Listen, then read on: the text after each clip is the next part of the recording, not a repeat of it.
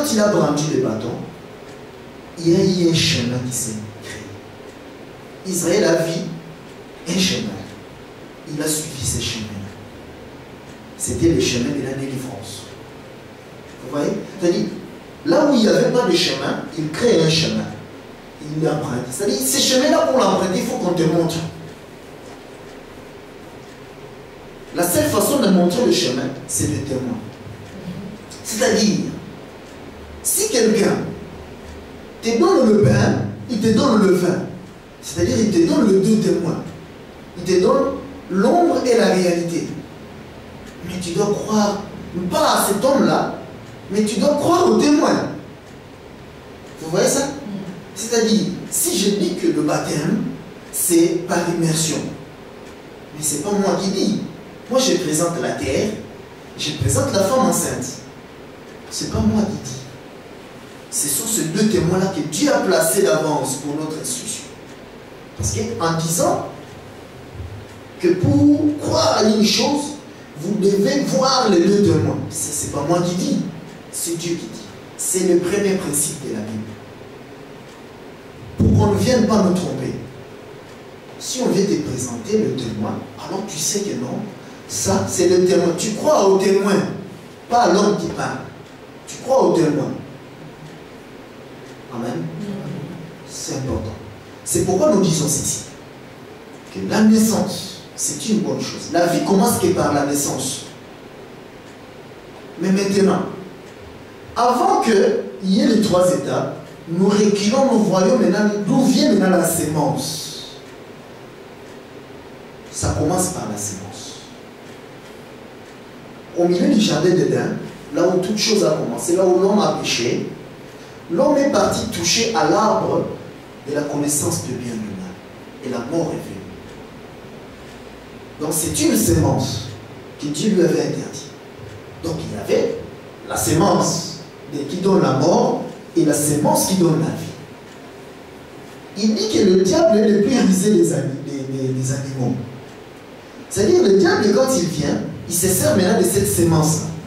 C'est lui qui avait conduit Ève là, à manger. Là. Voilà. Ce qu'il a fait au commencement, il continue à le faire en tout temps. C'est-à-dire, il vient toujours à bandir un arbre. Moi, je suis sûr que cet arbre-là avait les mêmes apparences. Vous voyez? Parce que quand la Bible dit, il rôle comme un lion. C'est-à-dire, si tu le vois, tu verras un lion. Vous comprenez? C'est-à-dire que il doit prendre l'apparence de lion pour séduire ceux qui croient au lion. Si les chrétiens croient à la parole, à Jésus, il doit prendre l'apparence de Jésus, donc de la parole. C'est pourquoi lui, il le vient. Remarquez comment il avait séduit. Dieu dit à Adam que vous mangez de tous les arbres du jardin. Mais quant au fruit de l'arbre qui est au milieu du jardin, l'arbre de la connaissance du bien et du mal, n'en mangez pas. Dieu s'arrête là. Mais le diable, quand il vient, est-ce que Dieu dit que vous ne mangez pas de tous les arbres? Les jeux de mots, il met la confusion. La femme qui n'avait pas écouté Dieu, elle vient répondre, elle prend la place de l'homme. Dieu a dit que nous ne mangeons pas et nous ne touchons pas. Dieu n'avait pas parlé de toucher. Et il a péché. Parce que la parole, c'est un testament. Il l'a signé. Dans l'ombre, nous voyons tout testament signé. Tu donnes chez le notaire. Quand tu meurs, on ne touchera jamais à ton testament. Vous voyez ça? Ça, c'est l'ombre. Mais la réalité maintenant, il l'a aussi signé. C'est pourquoi nous disons que ancien et nouveau, ça c'est le terme de théologien. En réalité, c'est un testament. Et dans la profondeur, c'est une parole. Vous voyez ça? C'est une seule parole. Mais maintenant, il a signé, dit, n'ai rien ajouté, n'ai rien retranché. Tu retranches, je te retranche ta part du fruit des larmes, donc la vie éternelle. Ça, c'est la signature. C'est pourquoi nous veillons à ne rien toucher et ne rien retrancher. Ce n'est pas notre problème. Nous regardons seulement les témoins. Ils doivent venir témoigner. Vous voyez ça? Si on nous avait dit que pour recevoir Jésus, nous devons faire une prière, nous regardons alors les apôtres, l'église, parce que c'est la même église. C'est pourquoi nous nous opposons aussi à ce terme église de réveil. Nous comprenons que cette église-là a eu à dormir.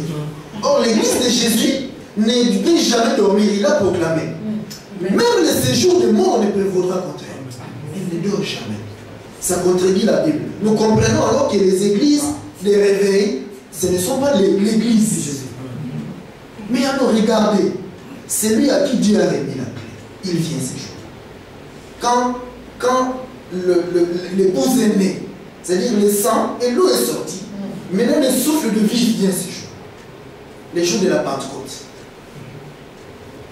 Nous avions dit qu'ils ont reçu les lampes de feu, parce que quand Élie avait posé l'autel, il y avait le feu qui était descendu. Vous voyez? C'est pourquoi c'est lui, Jésus, qui est le véritable Élie. Quand il a posé alors l'autel, il fallait que le feu aussi descende. Et le feu descendit ces jours. L'épouse est née. Maintenant, pour ouvrir maintenant le royaume, il fallait que celui qui avait la clé, alors Pierre se présente. Il y avait beaucoup de juifs qui étaient là, la diaspora. Donc les juifs que nous voyons ici, il y en a qui sont là depuis des millénaires. Hein? Dieu le disperse quand ils désobéissent à la loi, parce qu'on finit toujours par désobéir à la loi. Ils le dispersent. Ils étaient là. Alors il y a eu maintenant la concrétisation d'une promesse. Dieu avait promis qu'il enverra un jour les juifs le savent. Alors il se présente. Quand la manifestation était là, et ils croyaient que ces gens-là avaient bu. Parce que et ils ont le droit de boire. Ils ont le droit de boire l'alcool, les juifs. Parce que c'est les... Hein? Et c'est l'ombre. L'ombre a le droit de boire. Nous, notre alcool, c'est ça. C'est la révélation. Vous comprenez? Ils ont bu déjà le matin. Il vient, il leur dit non, ils n'ont pas vu. C'est-à-dire, il vient expliquer un énigme. Vous voyez ça? Quand il expliqua l'énigme,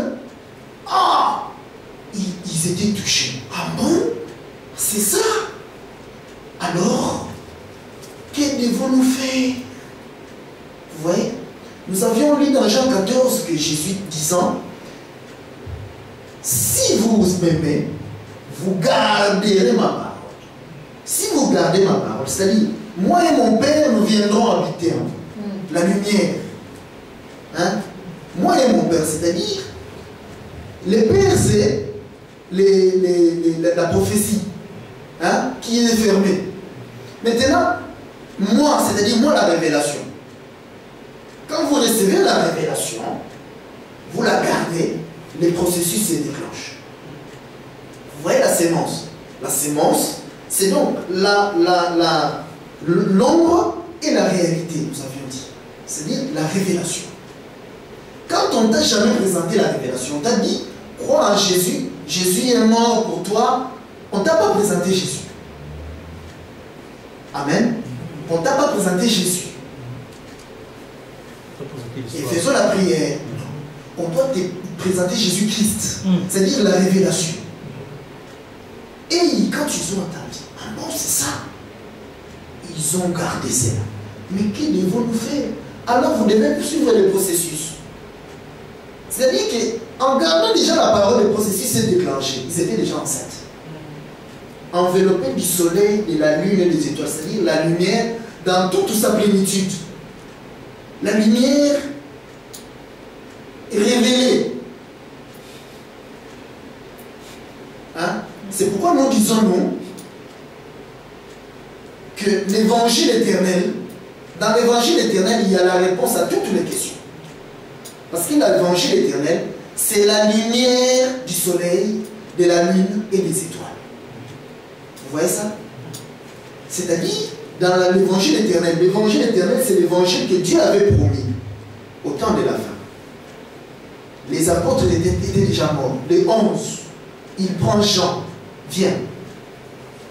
Pourquoi Jean? Pourquoi pas Pierre? Parce que Jean, c'était l'apôtre que Jésus aimait beaucoup. Hein? Lui, l'homme. Homme, aime ta femme. Femme, sois soumise. Dieu n'a jamais dit femme, aime ton mari. Non. L'amour, c'est l'homme. L'amour, c'est l'homme. La femme doit être juste soumise. Mais maintenant, l'Écriture vient dire que cet homme-là aimait beaucoup Jean. Donc Jean, c'était une femme. Vous voyez ça? Il y en a qui voient que Jésus était homosexuel. Vous voyez ça? Il meurt. C'est ça le lion, ça tue. Maintenant, il prend l'épouse. Vient l'épouse. Parce que le soir, c'est le moment où le soleil rencontre la lune. Le soir. Lui étant la lune, vient la lune. Nous rentrons maintenant dans la nuit. C'est pourquoi il était le dernier de tous. Et l'homme maintenant s'est dévoilé. C'est-à-dire cet homme-là, l'époux, le soleil, qui a commencé à éclairer depuis le matin, il était voilé. Voilé. Un frère, si là tu te déshabilles, nous allons t'amener à l'hôpital psychiatrique. Vous voyez, c'est anormal, c'est contre nature. Parce que tu dois être voilé. Maintenant, dans la nuit maintenant, dans l'intimité maintenant, l'homme se dévoile pour transmettre la sémence, la vie. C'est pourquoi il vient maintenant, à la fin, les autres étaient déjà morts, c'est-à-dire les Paul et les autres. Ce n'est pas étonnant qu'ils aient dit, nous prophétisons en partie, nous connaissons en partie. Vous voyez ça? Ils connaissaient effectivement en partie. Parce qu'il sait que Dieu a révélé maintenant à son épouse, Jean, et il ne connaissait pas. Et quand il révèle à Jean, il dit, il veut écrire, non, c'est pas le moment. Ferme. Ils ont salué de loin. Wow. Il a encore fermé. Maintenant, il vient, il dit que j'enverrai un ange. Dans Apocalypse 14, 6. J'enverrai un ange avec l'évangile éternel pour l'annoncer à tout peuple, à toute nation, à toute tribu, à toute langue. C'est-à-dire, quand maintenant l'ange vient avec l'évangile éternel, il vient avec ce que Jean avait voulu écrire et avec ce que aussi Daniel avait voulu écrire. Voilà. Non, il vient encore chez Jean. Et non, c'est.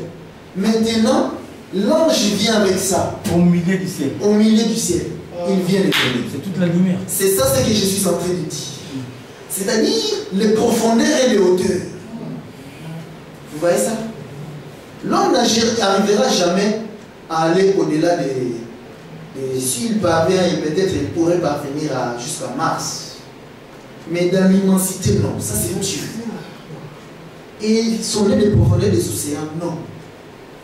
Donc, cette écriture-là, c'est ce que Jean voulait écrire. Ce sont les profondeurs et les hauteurs. Mais la longueur et la largeur, c'est à la portée de tous. C'est-à-dire, Jésus est le Fils de Dieu. Amen. Ça, tout le monde, dans toutes les églises chrétiennes, ils disent ça. Jésus est Dieu. Amen. Ah ouais, Dieu, Jésus est Dieu. Tout le monde confesse ça. Même des bishops. Tout le monde. Amen.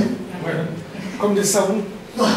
Mais regardez, cet homme-là, en réalité, avait cette secte. Donc, parce que lui, vous voyez Jésus, quand il vient, il scandalisait. Ce n'était pas la première fois. Hein? Il a toujours fait ça.